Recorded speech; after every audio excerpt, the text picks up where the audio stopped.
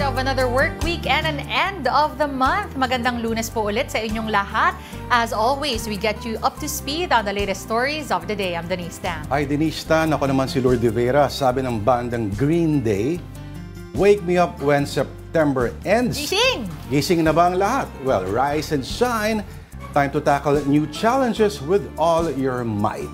Let's have some dose of afternoon delight.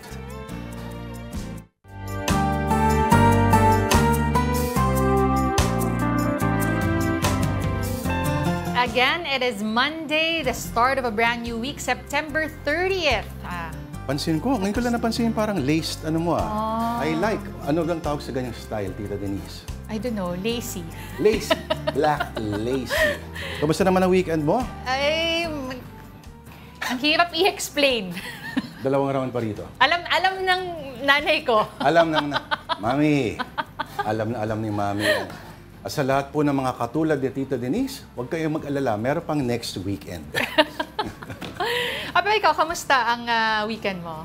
Hindi rin ako sure kung nakapagpahinga ako o hindi. Pero mamaya sabihin ko sa iyo kung bakit. Oo, pero sana ang buwan ng Setyembre ninyo ay okay na okay lang. No? At sana next month na bukas, mas maganda pa rin. Di ba? Alam mo pang pagandahan ng buwan, ng araw? Soup. Soup drinks. Soup drinks? Gusto ko yun, ha?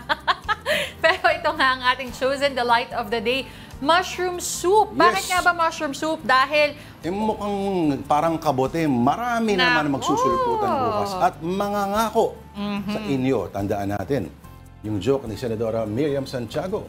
Expected yan. Hindi lahat na fairy tales nagsisimula sa once upon a time. Ang iba nagsisimula sa Pilipinas lalo na ay pag ako binoto ninyo. Ayan. Diyan tayo magkakaalaman. Na bukas nga, the start of the filing of the Certificate of Candidacy. At pura dyan, syempre, dahil maulan-ulan, sinasakto natin dun sa weather yung ating delight of the day. At dyan din natin, syempre, uumpisahan ang balitaan sa Bagyong Julian. Correct.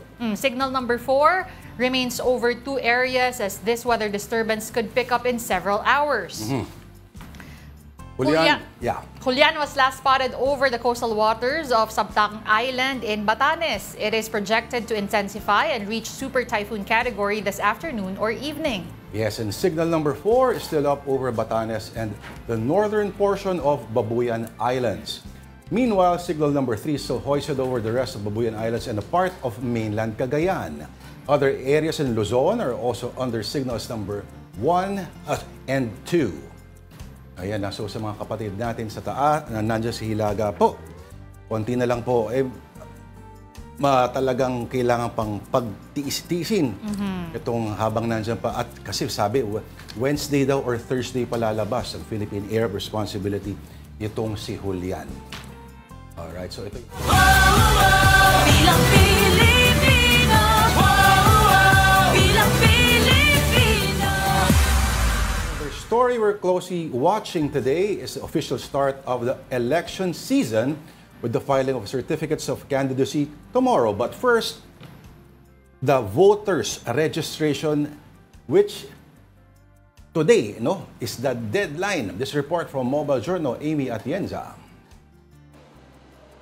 Alas 5 pa lang ng umaga, ipinila na ni Melissa Ordoña ang kanyang asawa para sa pagpaparehistro sa COMELEC sa Quezon City, District 2. 2 beses na raw silang sumubok pero napakahaba raw ng pila noong mga nakaraang araw. At dahil last day na ngayon, inagahan na niya lalo't may pasok pa sa trabaho ang kanyang mister. Paalala naman ng COMELEC, bago magtungo sa registration sites, siguraduhin tama ang mga dalang dokumento at form para iwas aberya. Nauna nang sinabi ng COMELEC na hindi na ma-extend pa ang registration period. Pagkatapos nito, sisimula na agad bukas ang paghahain ng Certificate of Candidacy ng mga tatakbo sa 2025 midterm elections. Ilan sa mga nagparamdam na kakandidato ang dating sundalo na si Ariel Querubin na planong maging independent senatorial candidate.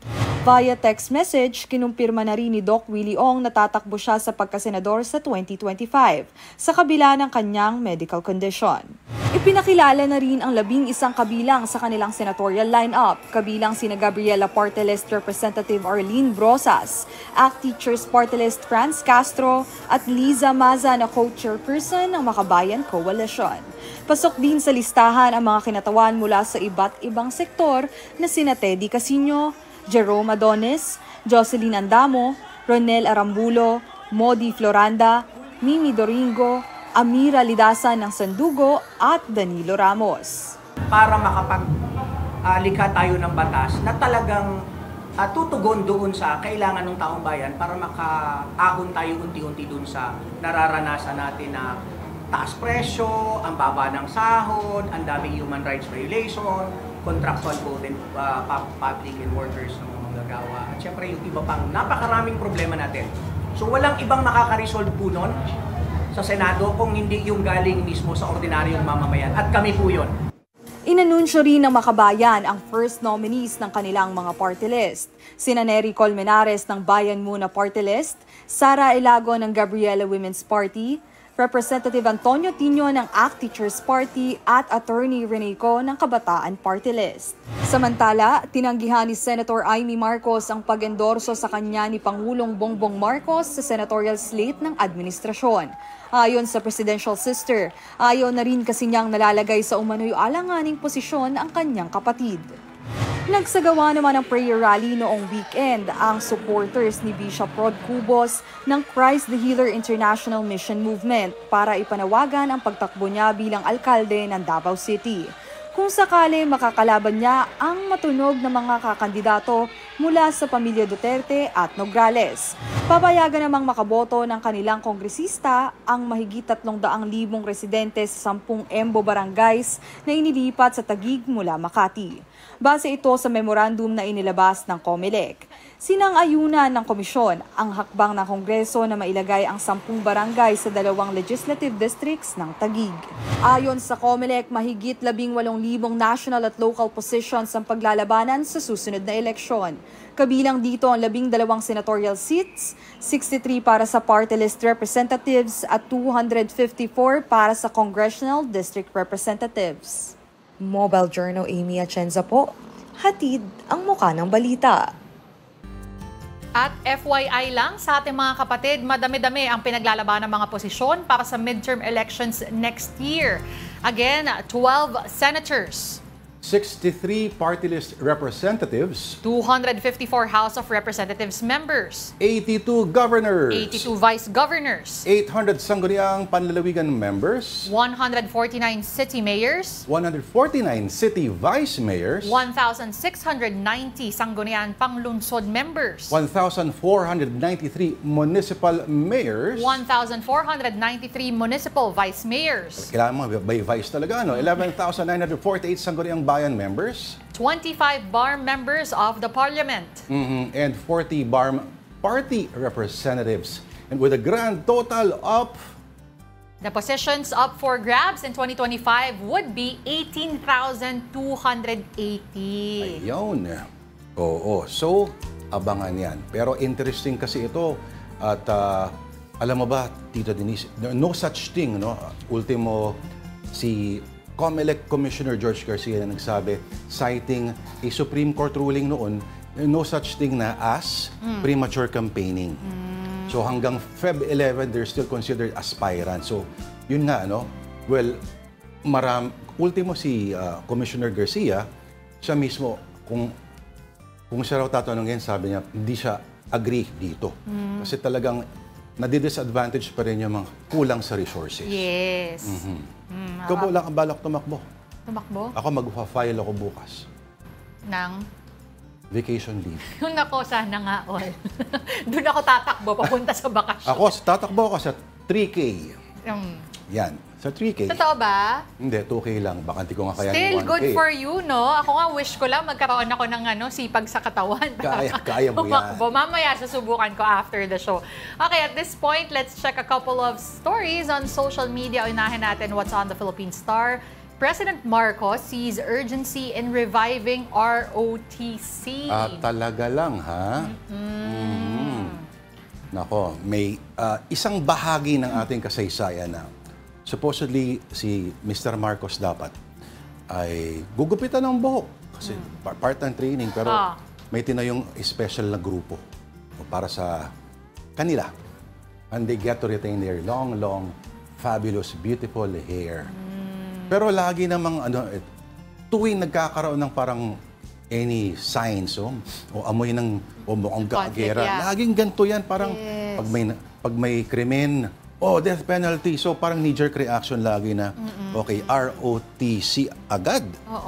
Well, Majority Leader Francis Tolentino, he said yesterday na it would prepare students nga kasi for not only war, but to help in times of calamities. Pero katulad nga nung sabi mo, tumutunog lang naman siya kapag meron ng mga, parang may feeling tayo o kapa tayo na baka may mga conflict ng medyo palaki ng palaki. Correct. At alam natin na once upon a time, tinanggal yung ROTC kasi nga nagbe-breed siya ng corruption noon. At napakalalim ng kwento niya. At lalo, may kinalaman sa eskwelahan din natin yan, Tita Denise, kung naalala mo. Pero naalala ko, 1991, mukhang ultimo kalikasan na yung nagsabi sa akin na hindi ako dapat mag-ROTC. Ay, hindi ka ba nag-ROTC noon? Ganito nga yan, Tita. Papasok na ako dapat. Paggising ko sa umaga, pumutok yung bulkang Pinatubo. Oo, so cancel lahat. I took it as a sign from God. Kami kasi wala kaming ROTC. Wala na yung panahon mo. Oo. Pero mahabang kwento ito. At basta wag yung gagayahin ng bulkan. And on to the next story. Our next story is about U.S. politics on the Associated Press.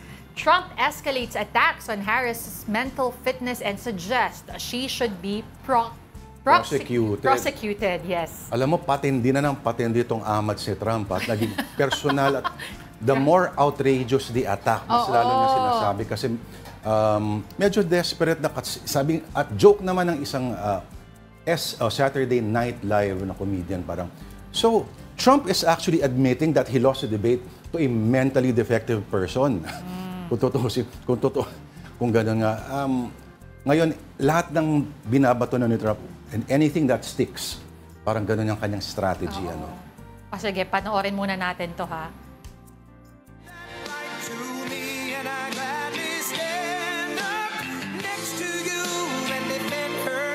Crooked Joe Biden became mentally impaired, sad.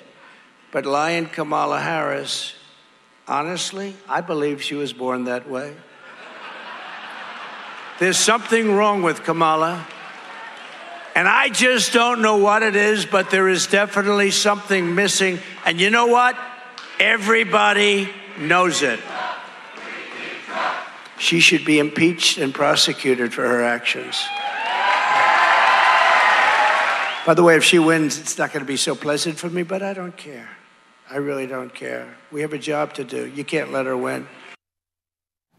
Kala mo, kung makapagsalita, kala mo walang 30-plus convictions, no? Grabe. Pero bukas na yung debate, no? Tama ba? Na yung vice presidential debate, ito mas inaabangan ko to actually. Si J.D. Vance versus the Democrat vice presidential contender, si Tim Walz. At maganda kasi itong dalawang ito, sabihin natin na medyo articulate naman compared kay Trump, itong si J.D. Vance. Yes. At ang kagandahan kasi kay Tim Walz, marunong mga asar. Oo, so kung saan niya susundutin yung sore point, halimbawa, ni Vance, which he called weird, at nag-react yung si Trump tinawag na a threat to democracy, etc., dictator, nag-react lang itong si Trump and Vance nung tinawag silang weird ni Tim Walz. So, tingnan natin. At nagpa-practice na nga raw itong si Tim Walz at ang ka-practice siya ay si Pete Buttigieg. Nice. Yes. Ipapanoorin ulit tayo. Yan ang abangan natin. Hindi. That's it for now, no? Pero again, some Republicans condemned Trump's latest rhetoric and told him to stick to the issues dahil nga masyado ng personal yung kanyang atake kay Vice President Kamala Harris. And like what you mentioned, the vice presidential debate will be tomorrow. Pero style niya kasi yun eh. Oo. Every time he says something outrageous, yun yung pagkakataon that he gets media real estate. Pinag-uusapan eh. Sabi nga nila, Oo. ano yun? There's no such thing as bad publicity. Well, to rephrase yan, sabi naman dati ng isang politiko dito, I don't care how you spell my name as long as you... Or, talking about me? Parang ganun. Oo. Ganun naman ang habol talaga nung iba eh. Sorry, I don't care what you say about me as long as you spell my name right. Parang ganun. Ngayon kahit spelling, mali-mali pa eh. Basta parang semblance thereof. So, ladies and gentlemen, ito po, hindi wag nating sabihin na malayo sa bituka natin. Kasi alam natin na kung sino nakaupo sa White House, pag umatching ang Amerika, the rest of the world catches a cold. Yes. Damay-damay to. Speaking of catching a cold, sana po, hindi sinisipon ang mga nanonood sa Afternoon Delight via live streaming on YouTube and Facebook and TikTok. Ilan sa mga nakatutok sa atin, sino ba ang? Ayan, unahin natin sa YouTube. Sino nga ba yung nandyan? Kanina nakita ko si Alex Fuentes ang aga. Of course, Alex Fuentes, Bea Dalisay Hangkaro, si Eme Lang, Angela May Siao, Elmo Cardena, sino pa ba? Labo na ng mata ko. Ito, si Romel199X, si Elmo ulit, may pangalawang message, si N. Miv. Ano to? Hindi ko maintindihan yung message mo. Message ka ulit, N. Miv. Si Let There Be Light, mabuhay po kayo. Sabi ni Mark Robert, tapos marami pa rin maniniwalang mga Trump supporters. Marami talaga. Marami talaga. Ay, sabi ni Mark Robert ulit, hinabol niya, sinisipon ako, crying emoji. Ganun. Tol, pa-check mo yan, baka hindi lang simpleng sipon yan. Baka ano na yan, ano yung XEC ba yan? Ay, yung bagong variant. Easy, Wag ganun. Wag ganun. Healthy lang tayo lahat, spreading good vibes. And you may also join the conversation. Leave us a message and we'll read them before the show ends. At this point, dumako naman tayo sa mundo ng showbiz. Extended ang much-loved series na Pamilya Sagrado sa TV5. That and more stories from News 5 correspondent MJ Marfori. Tatlong Pinay ang maglalaban sa Miss Universe 2024. Una na riyan, ang pambato ng Pilipinas sa si Chelsea Manalo. Habang makakalaban niya sa corona, naging batchmate na si Miss Universe Philippines na si Christina Chok, na magiging kinatawan ng Great Britain. At Victoria Velasquez Vincent na pambato na ngayon ng New Zealand. Gaganapin ang Miss U coronation sa November 16 sa Mexico. Mala Fast and the Furious ang datingan ng 10 supercars na ito na ibinenta ni Will to Win co-host Sam Versosa nitong weekend. Aabot lang naman sa 200 million pesos ang halaga ng mga ito. Over at naka-move on na raw kasi siya sa magarbong mga gamit. Mas marami pong makikinabang kaysa na nakapark lang po siya sa ating garahe. Lahat itong mga car collection na to, mga luxury vehicles, supercar.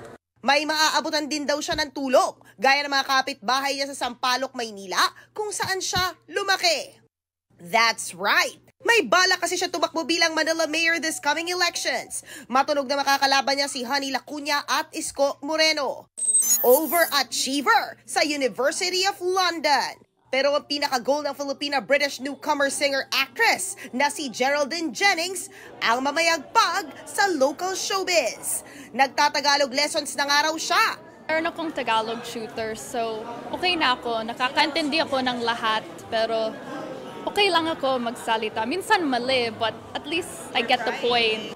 Isa si Geraldine sa huling na-discover ng batikang manager na si Leo Dominguez bago siya pumanaw ngayong taon.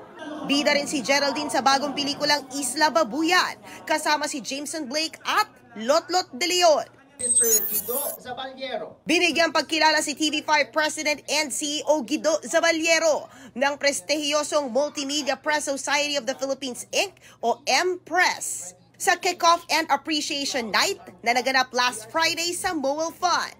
Binubuo ito ng mga veterano at contemporary entertainment writers and columnists sa print at online. Ang ibinigay na pagkilala kay GRZ ay trailblazing leader dahil sa mga nagawa nitong tagumpay para sa TV5 simula nang maupo sa pwesto. Umaatikabo at dumarami pa ang twist. Kaya naman mas tinutukan palalo ang pamilya Sagrado mula na lumipat ito sa 9:30 p.m. slot 3 weeks ago. At good news sa mga kapatid dahil extended daw ang Dreamscape serye. Sobrang happy kaming lahat. Si Papa P kasi may GC kaming lahat. So nandun talaga happy kaming lahat. So nag-extra taping pa kami sis MJ para sa extension ng show. Napapanood ang Pamilya Sagrado 9:30 p.m. weeknights sa TV5. And heads up, Signal is offering a budget-friendly option to watch our shows. Subscribers can enjoy the news, or One News rather, free-to-air channels, must-watch shows, movies, and much more for 30 days with Signal Load 175. You can avail of the offer via Maya or GCash. Alright, time out muna. Marami pa kaming kwento sa inyo. Magbabalik po ang Afternoon Delight.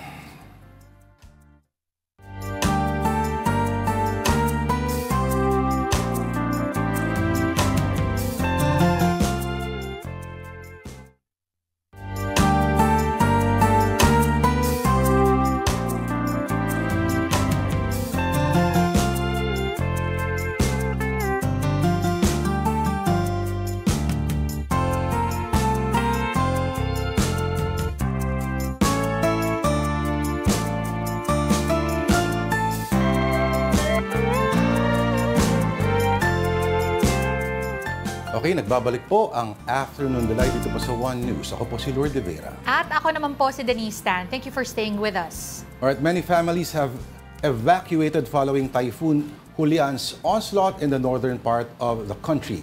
Mobile Journal Francis Orsho has the report. Tila nagsayawan ang mga puno sa lakas ng hangin dulot ng bagyong Julian sa Ivana, Batanes kaninang umaga. Ramdam din ang bagyo sa Basco. Habang ang bayan ng Uyugan nasampulan na ng malakas na ulan. Dahil din sa malakas na ulan, bumaha sa Nagilian Road sa Barangay Irisan sa Baguio City linggo ng gabi. May kasamang lupa at bato ang baha kaya na-stranded ang mga motorista. Bago pa man dumating ang bagyo, naghanda na ang mga Cagayanon. Linggo pa lang, inilikas na ang higit 30 pamilya sa Barangay Babuyan, Claro, sa isla ng Calayan. Sa evacuation centers na nagpalipas ng gabi ang nasa halos 100 residente. Ang mga mangingisda, nagbayanihan na para iakyat sa mataas na lugar ang kanilang mga bangka. Tumulong din sa kanila ang ilang pulis at bumbero. Habang higit 50 residente naman ang inilikas sa bayan ng Santa Pracedes. Mobile journalist Francis Orsho po, hatid ang mukha ng balita. Alamin naman natin ang latest sa bagyong Julian. We have Pag-asa weather forecaster Lori de la Cruz. Ma'am Lori, magandang hapon po. Magandang hapon, sir, at sa mga kababayan natin. Si Julian o bagyong Julian ay nasa coastal waters pa rin ng Batanes at taglay nito ang lakas ng hangin umabot sa 175 km per hour near the center at magbugso na 240 km per hour. Malakas pa rin itong bagyo at malakas na mga malakas na hangin pa rin ang nararanasan ng ating mga kababayan doon, especially sa mga lugar na nakataas ng ating signals. Signal number 4 ngayon sa Batanes, signal number 3 pa rin sa Babuyan Islands. Signal number 2 naman sa mainland Cagayan, Apayao, Abra, Kalinga, Ilocos Norte, northern and central portions ng Ilocos Sur. Then signal number 1 sa natitirang bahagi pa ng Ilocos Sur, sa La Union, Pangasinan, Ifugao, Mountain Province, Benguet, Isabela, Nueva Vizcaya, Quirino, northern and central portions ng Aurora, and the northern and eastern portions ng Nueva Ecija. Yan muna ang latest. Ma'am Lori? Yes, Opo. yes, sir. Sinasabi rito, by the time na umabot siya ng super typhoon status, mga 185 kilometers per hour, sobrang lakas po nito. Yung 130 kilometers west of Basco, Batanes, ito ho ba ay sa tingin ninyo kaya pang maka-damage nito, paminsala po ito o malayo-layo na po ito? Yung 100 kilometers opo, west of Batanes? Opo. Hindi pa po yun gaano kalayo kasi yung ating diametro umaabot ng almost 600 kilometers yung kabuuan. So parang yung radius na 300 kilometers. So most likely hagip pa rin. Ala. Opo. Ma'am Lori, okay. Sinasabi po nila na baka Wednesday or Thursday lumabas ng Philippine Air Responsibility itong si Julian. Tama ho ba? Yes po. Opo. Parang sobrang bagal naman ho yata at hindi ba nakakatakot yung mabagal? Nakaka-pick up siya ng enerhiya po. Actually, sir, bukod dyan, babad na rin po yung ating island sa extreme northern Luzon sa malakas na hangin. So, grabe yung exposure, tapos grabe din yung ulan nito. So, kaya talagang we're hoping na by this time ay nasa safe po na kalagayan yung mga kababayan doon. Yung mga kailangan sa evacuation center ay hopefully nakapag-evacuate po talaga. And walang residents sa coastal waters. Opo. Parang may pattern. Opo. Ma'am Lori, parang may pattern ho tayo napapansin na may ginayahan din po itong si Julian, yung magiging track niya na papuntang Taiwan, na pagkalagpas po biglang lumalakas po, biglang nagiging super typhoon yung status. Ilan ho ba ang mga bagyo sa taong ito na kapareho po ng naging track? Ang tanong po ay ilang bagyo? Tama po ba? Opo, yung parang kagaya ng ganito. Parang may pattern po siyang sinusundan Okay. Nasa climatology na rin po din kasi yan. Kumbaga may tendency ng ganitong bagyo na in this month ganito yung maging track niya. So, ang nakikita din kasi natin yung sinasabi niyo po na parang nag-intensify pa siya, rapid intensify pa siya kung saan malapit na siya sa kalupaan. Nangyayari po yan, napansin namin, usually pag La Nina. Impending La Nina episode po tayo or season. So, ayun, most likely, may factor yon dahil mainit po yung dagat dito. Mainit yung dagat dito sa...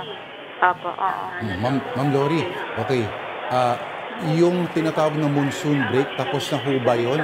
At kung sakaling bumalik po ba ang habagat, of course, magkakaroon din ba ng interaction ito o masyadong malayo na ho ba? Yung ano po, sir? Yung habagat po. Okay. Habagat, ngayon po kasi sir, nakikita natin mahina na ito. So hindi na ganoon ka lakas yung epekto niya or maging lakas ng hatak niya. Okay, Ma'am Lori, panghuli na lang po. Last paabiso lang po, sino po ang mga dapat mag-ingat pa rin kahit palabas na po ng bansa itong si Julian? Well, hindi pa po talaga siya technically, sir, hindi pa po ito palabas. Nasa nasa area pa nitong extreme northern Luzon. So, doble o triple ingat po ang ating abiso sa mga kababayan natin doon sa extreme northern Luzon and even sa buong northern Luzon dahil nakataas pa rin sa ating signal doon and sa parts of central Luzon. Alright.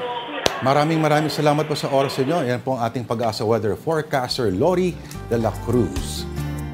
Thank you, ma'am. Meantime, here are more stories on One News. Some OFWs are calling for urgent repatriation amid escalating tensions between Israeli forces and Hezbollah in Lebanon. Only 5% or 500 out of the 11,000 total Filipinos in Lebanon have returned to the country. For its part, the Philippine government assures support for OFWs. Listen up, motorists. Oil companies will implement a hike in fuel prices tomorrow, October 1st. Gasoline will be more expensive by 45 centavos a liter, diesel by 90 centavos, and kerosene by 30 centavos. And dismissed Banban Mayor Alice Guo seemingly lost her cool during a Senate hearing. That's after she was accused of being a Chinese spy, a claim stemming from an Al Jazeera documentary. The National Security Council has called for an investigation into the matter.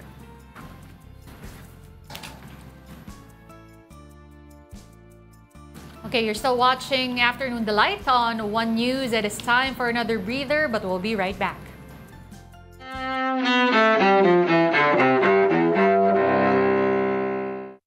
September 30th, 1946.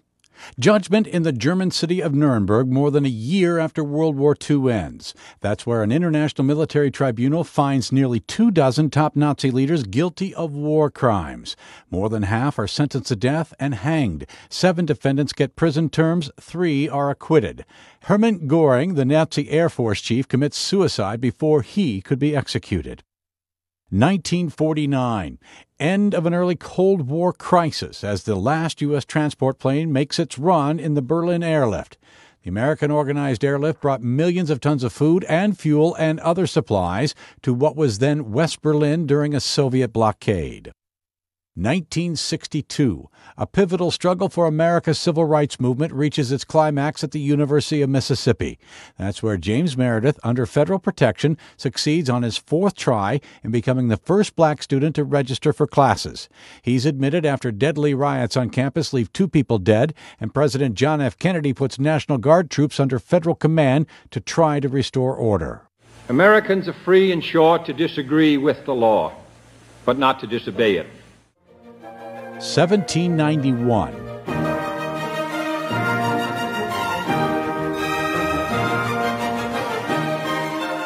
The Magic Flute, the opera composed by Wolfgang Amadeus Mozart, premieres in Vienna, Austria. And 1955. You're tearing me apart! Actor James Dean is killed when his car smashes into another on a California highway. The rebel icon was just 24 years old. Today in History, September 30th. Tim McGuire, The Associated Press.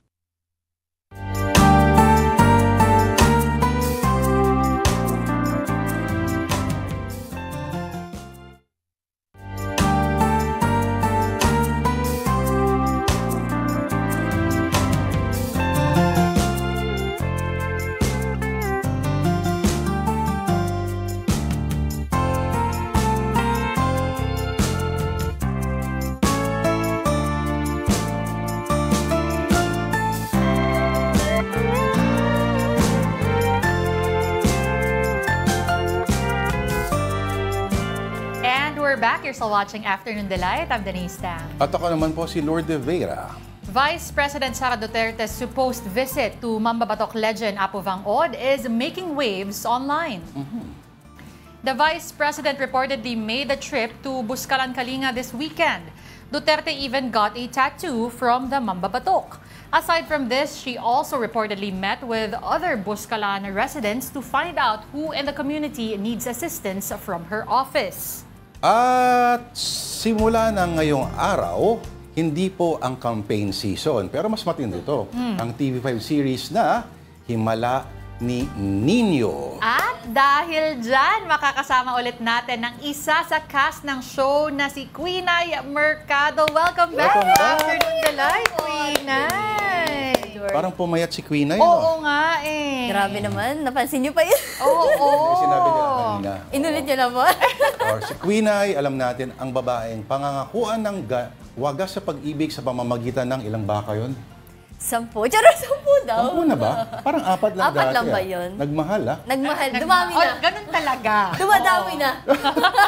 Okay, ang role niya sa Himala ni Nino, ito yung tinatawag na, ano ba to? Parang good vibes, positive vibes, uplifting, inspiring, inspirational na serye. Yes.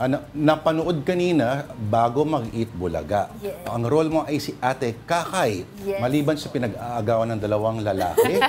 Okay, ano ang anong relasyon dito ni Kakay kay Nino? Bali magiging kaibigan po. Isa po ako sa kaibigan din ni Nino dito.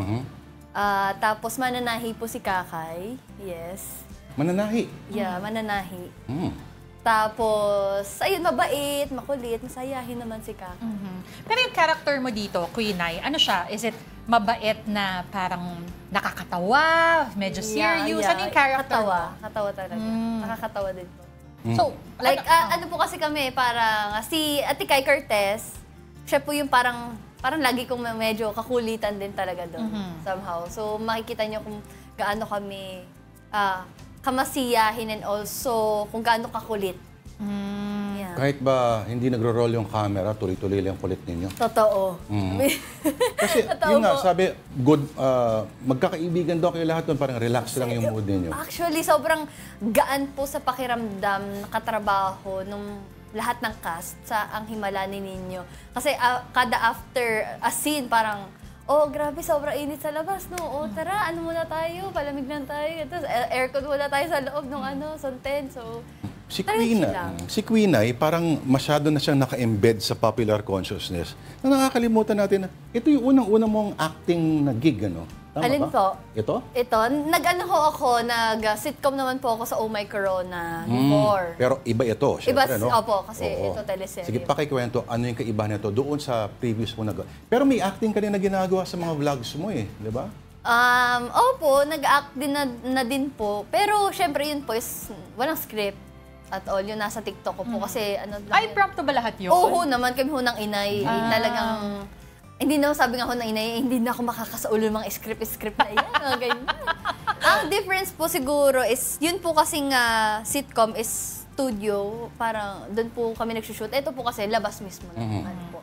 May question ako kasi ngayon, 'di ba, nabanggit mo naman before yung unang beses ka nag-hosting na kaya mong i-turn on and off yung accent, 'di ba? Tapos ngayon nagsisip in ng konti eh.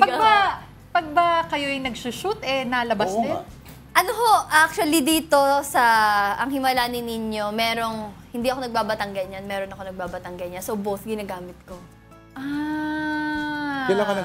Kailan ka nagdedesisyon kung i-employ mo siya o hindi? Kapag nagagalit si Kakay, doon lumalabas yung pagiging... Pero kasama sa character mo yon at taga Batangas ka, kasama ganon. sa character ko. Talaga? Oho, babarik ka syempre. na babarik. Di mo naman pala kaya eh. Ay, naku po, talagang gayon nga. Dapat hindi magbarik kapag hindi naman pala kaya. Ganun ba yun? Oo, syempre. Oo naman. Aba, Paano mo malalaman kung hindi mo susubukan? Di babarik ka talaga. At ako hindi nabarik. interesting yung konsepto ng barik kasi hindi lang siya simpleng paglalasing.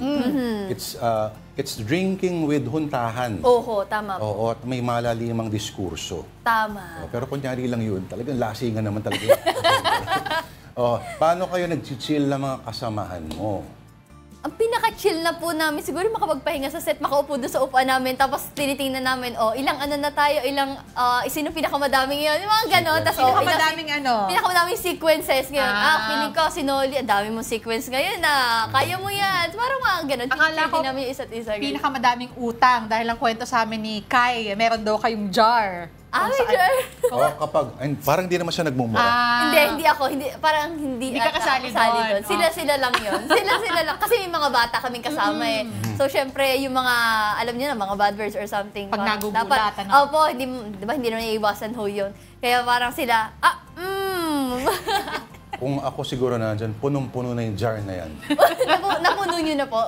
Feeling ko lang, ngayon pa nga lang, napupundi. Sabi nila Isabel at nila Kakay, sobrang bilib raw sila sa mga batang to kasi iba daw. Pag sinabing roll, take, ang gagaling daw umarte. Actually, hindi na kailangan i-motivate. Magagaling po talaga.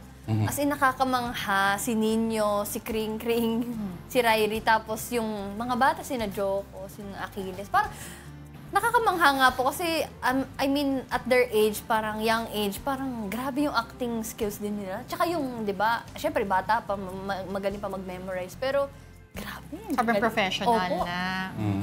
Sabi ni Kakay, hindi mo na kailangan kurutin. Di ba? Yung sa iba nga, parang, Child abuse yun. Huwag yung gagawin yun.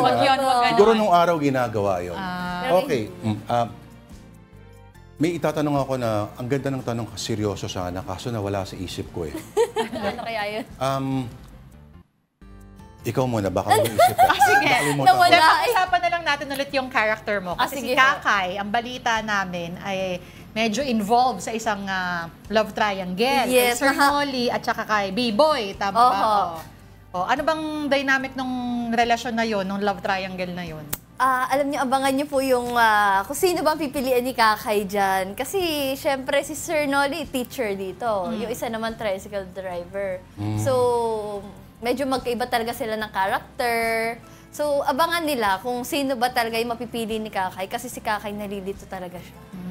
Naalala ko na yung tatanong ko sa'yo. Ano ho yung tatanong sa akin? Tinanong rin ni MJ kanina to. So, pag nasa daily shoot ka, halimbawa, regular shoot, paano yung uploads mo nga pala? Paano mo nababalanse yun? Baka naman kinakalimutan mo yun, sabihin ng mga fans mo na sumusunod sa'yo sa iyong mga TikTok, social media accounts. Tingnan mo itong babaeng ire. Nalabas lang sa TV, nakalimutan na kami. Kaya nga ngayon pala humihingi ako ng pasensya sa kanila. Dahil nga ako...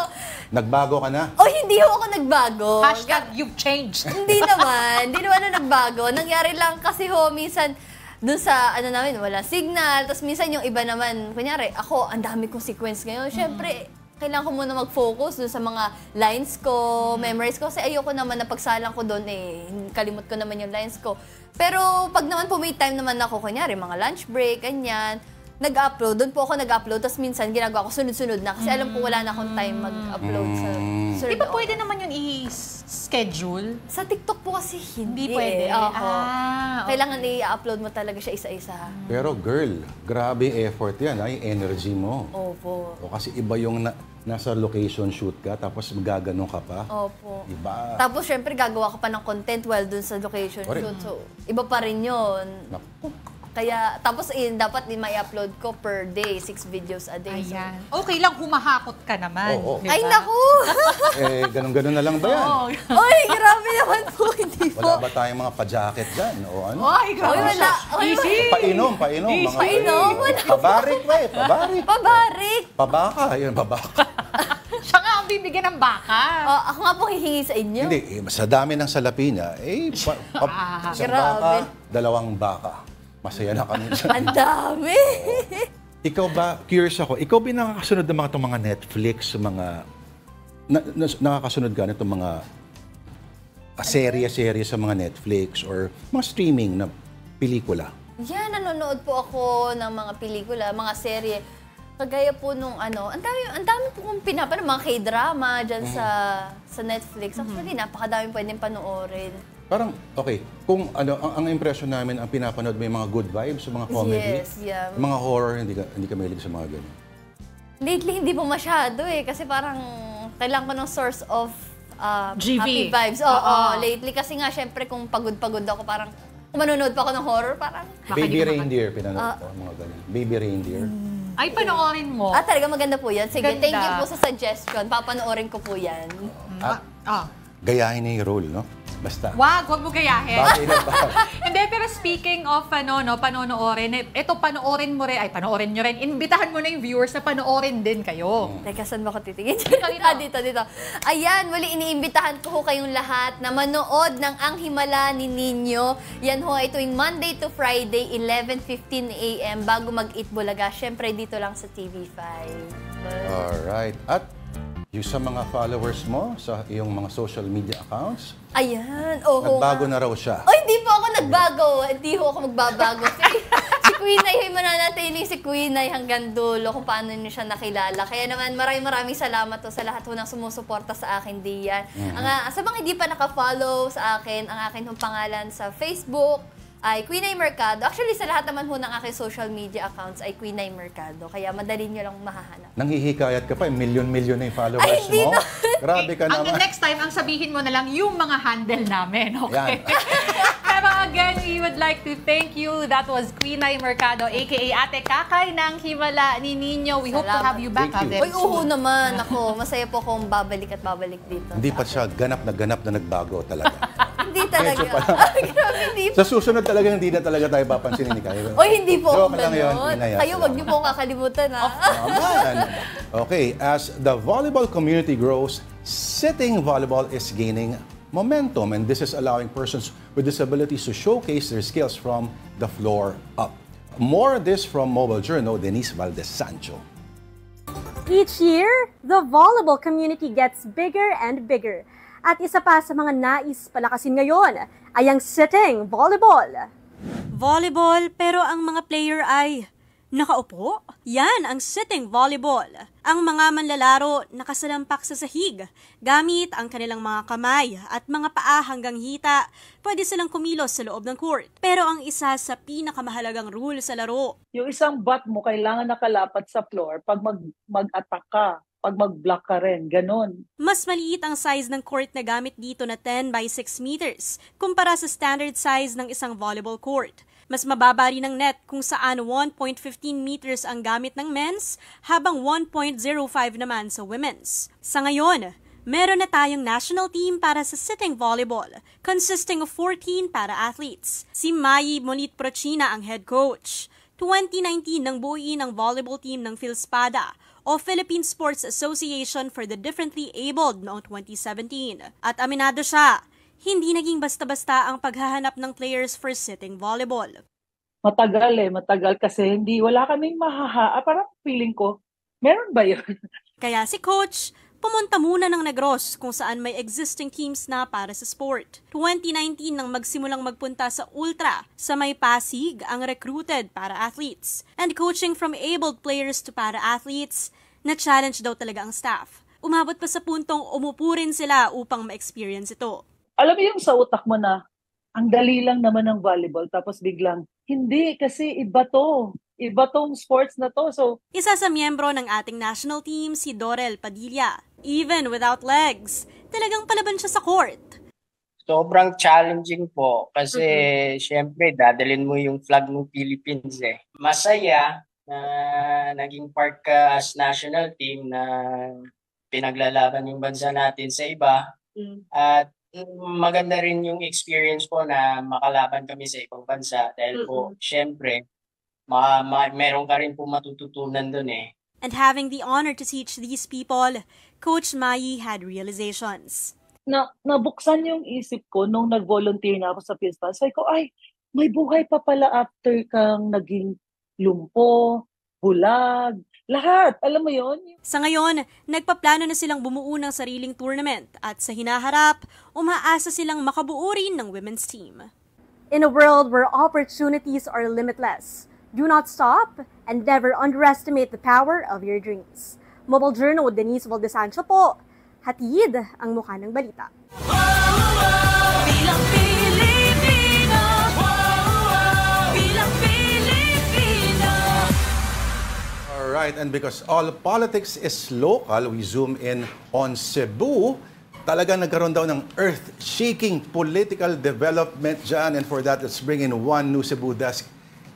Editor Dale, Israel Dale, talagang niyanig daw ang Cebu matapos ang One Cebu Party Convention ngayong hapon.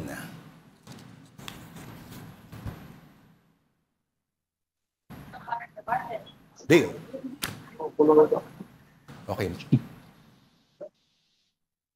May counting delay. So habang inaayos natin, kasi nagkaroon ng maliban doon sa One Cebu Party Convention, nagkaroon din ng 5.1 magnitude na pagyanig diyan sa Poro. Oo, so abangan po natin ang ikikwento sa atin ng ating One News Cebu desk editor, si Dale Israel, who's also the editor of the Freeman na pahayagan. Okay, so abangan natin, of course, moving on, para sa mga hindi pa nakakarehistro dyan, meron pa kayang ilang oras para pumunta sa inyong local COMELEC or sa COMELEC mismo. At sa mga malls, nagkaroon din nung the past several months or weeks ng mga satellite registration offices. Yan po ay para makalaho kayo sa halalan 2025. And ito na ba? Ito na! Speaking of eleksyon, naku Dale, Tito Dale, sorry Dale Israel, yan po ang ating tampok sa ating I Saw the Signs. Okay, ito na ang ating I Saw the Signs. More Election Hugot Lines Edition. Hugot number 1. Ito, buti pa sa eleksyon, boto lang ang binibilang. Ikaw, binibilang mo pati mga pagkukulang mo. May ganun. Tama lang. Pati pagmamalabis mo, binibilang din dapat. Okay. Number 2. Okay. Sana tanggapin mo yung resulta ng eleksyon. Kagaya ng pagtanggap mo na kahit kailan, hindi ka niya mamahalin. Grabe siya. Move on na kung hindi ka naman pala kayang mahalin. Oo, pero pag ganyan, sunugan na ng balota yan. Okay, next. Ang pagboto ay dapat parang pag-ibig. Priceless. #no to vote buying. gusto kong sabihin sana, kaso Oh. unity na lang. Alalahanin niyo ho yung mga boto, 'di ba, yung vote buying kasi iniisip pangtawid, pero sabihin natin pang ilang araw yan o ilang linggo, pero ang kapalit naman ilang taon. Correct. Diba? Akala mo magkano sa tinatanggap mong barya-barya, mas malaki ang nakukuha nila. At tandaan natin, huwag magpadala ng OTP kung hindi naman hinihingi. Teka, anong kanalaman nun? Importante rin paalala yon. Parang ganun din yun. Huwag magbibigay ng OTP, Kumbaga, ha? may nilolok, walang maloloko kung walang magpapaloko. Kasi tandaan natin, hindi mauubos ang mga manloloko. And always remember, the problem with election jokes is that they get elected. Okay, kung nagets nyo, let us know as well dahil syempre, babasa tayo ng ating mga comments. At syempre, paalala lang ulit, pag may nakita po kayong signs about the election o kung ano man yan, send them to us at Afternoon Delight, on@gmail.com. Okay, magbasa tayo, ha? Hello sa tatay ko pala na nanonood mamayang gabi. Mamayang gabi. Oo. Si Let There Be Light. Next delight dish po, daing na galunggong. Sana kinumpleto mo na, may kamatis sa itlog na pula. Sabi rin nila, Let There Be Light, advance happy birthday po sa Secretary Ronald Edu Manzanas Liama sa October 5. Sabi ni Dr. Easy. Ay, bakit may gantong comment si Reynaldo Santos? Mas masarap magbenta ng boto. Ganon? Baka may kasunod pa yan. Oo. Mas masarap magbenta ng boto kaysa asahan ng pag-ibig mo. Parang ganon yata. Ay, ganon. Ito, sabi ni Let There Be Light, nakaka-inspire yung sitting volleyball athlete. Actually, oo. Yes. Ang hirap kaya nun. Gano'n ba kahirap? Bakit siya mahirap? Kasi madaming volleyball moves that involves the lower half your legs, even trying to get it to a certain angle. Tsaka syempre, dahil wala nga silang lower half, paano kapag sumobra yung bola, paano hahabulin? Kaya dapat lahat ng movements, lahat ng pasa sakto. Precise. Pag nag-off ball, sinong pupulot ng bola pala? Pag nag-side out, Pag dead ball. Oo. Mga sideline, nakalimutan ko na yung tawag, tagal ko na di naglalaro. Basta meron mga tao doon. Tinalikuran mo ng mga nakaraan mo. Of course not. Ang hindi marunong lumingon si pinanggalingan, maliligaw. Maliligaw. Kasi yun ang marker mo, yung pinanggalingan mo. Sige na nga, saan pa tayo mapunta? That will have to do it for us today, Monday, the last day of September. Magsama-sama po ulit tayo bukas, October na. Grabe. Thank you for watching Afternoon Delight. Ako po, si Denise Tan. Join us again next month. Bukas yun. Bukas din. 2:00 Ako po si Lord De Vera. Have a delightful afternoon.